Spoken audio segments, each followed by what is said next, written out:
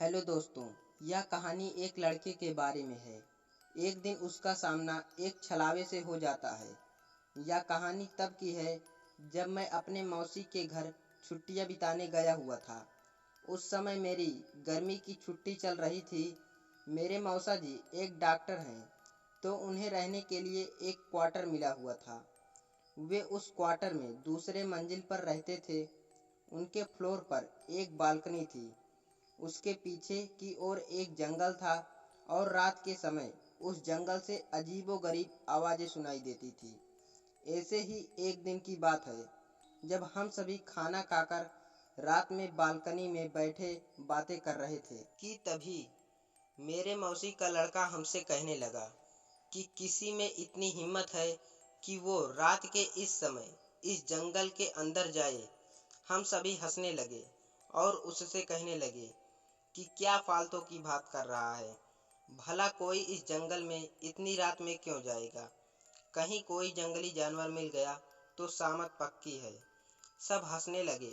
वो बोला कि मैं मजाक नहीं कर रहा हूँ। मेरे स्कूल के दोस्त बताते हैं कि एक बार ऐसे ही एक लड़का उस जंगल में चला गया, फिर उसका कभी कुछ पता ही नहीं चला।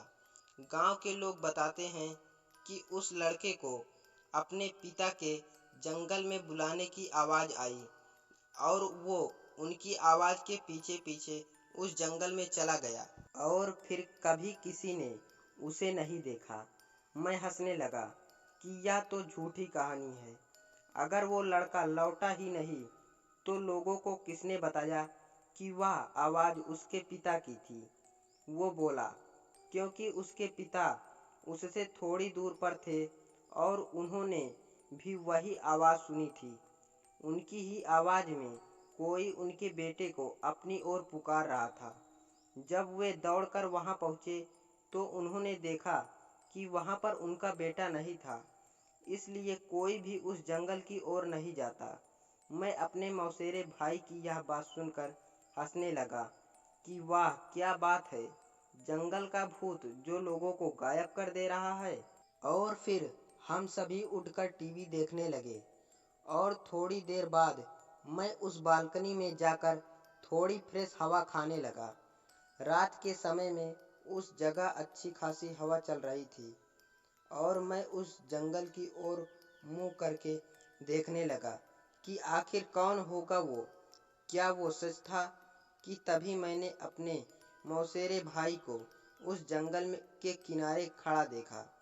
वो मेरी ओर नज़र करके हंस रहा था और मुझसे इशारों में कह रहा था कि तुम भी यहाँ आओ। मैं चौंक गया कि अभी तो वो टीवी देख रहा था और नीचे कैसे पहुँच गया।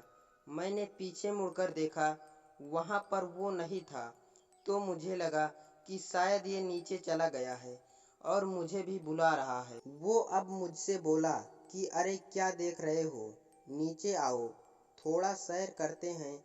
मैंने सोचा चलो थोड़ा घूम लेते हैं, तो मैं नीचे जाने के लिए दरवाजे तक गया ही था कि तभी मैंने देखा कि मेरा भाई टॉयलेट करके बाहर आया है। यह देखकर मैं सकपका गया, मेरे रोंगटे खड़े हो गए और मैं बस यही सोच रहा था कि अगर ये यहाँ है तो वहाँ नीचे कौन है। मैं उससे बोला कि तुम तो नीचे थे, इस बाथरूम में कब आए? वो बोला कि मैं तो यहीं था, मैं तो बाथरूम गया ही नहीं हूँ, तुम क्या बोल रहे हो? मैं उससे बोला कि मैंने अभी अभी तुम्हें उस जंगल के किनारे खड़ा देखा और तुम तो मुझे बुला ही रहे थे। वो बोला देखो मजाक मत करो, तुम्हें क्या लगता है मैं डर जाऊंगा? मुझे पता है कि तुम मुझे डराने का प्रयास कर रहे हो, पर मैं नहीं डरने वाला।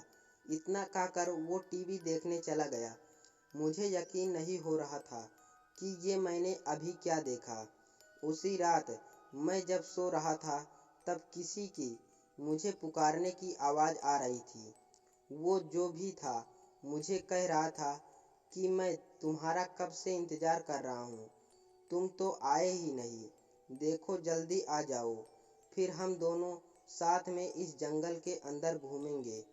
इस बार यह आवाज़ मेरे भाई जैसी नहीं थी, बल्कि किसी ऐसे बूढ़े आदमी की थी जो काफी लंबा होगा और बहुत ज्यादा सिगरेट पीता होगा।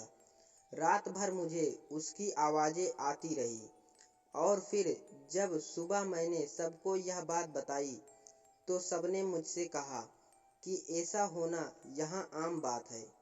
तुम उस ओर ध्यान मत दो और अपना काम करो और भूल कर भी उस जंगल की ओर मत जाना।